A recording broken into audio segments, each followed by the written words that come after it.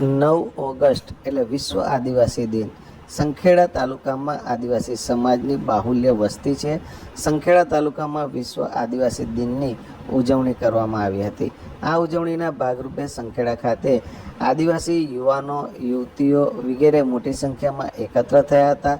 સંખેડા ગામની ભાગોળેથી સંખેડા ગામના બજારમાં થઈ તેમજ બારિયા સમાજની વાડી સુધી શોભાયાત્રા નીકળી હતી. આ શોભાયાત્રામાં મોટી સમાજમાં આદિવાસી સમાજના યુવકો જોડાયા હતા.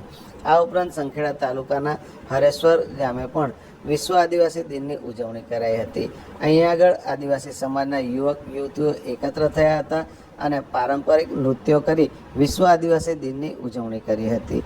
આ જે દ્રશ્ય છે એ આ હરેશ્વરના દ્રશ્ય છે. અહીંયા આગળ વિશ્વ આદિવાસી દિનની ઉજવણી કરાઈ હતી. આ ઉજવણીના ભાગરૂપે નાના બાળકો, યુવાનો, યુવતીઓ વગેરે જોડાયા હતા અને તેમણે પારંપરિક નૃત્ય કરી અને વિશ્વ આદિવાસી દિનની ઉજવણી કરી હતી.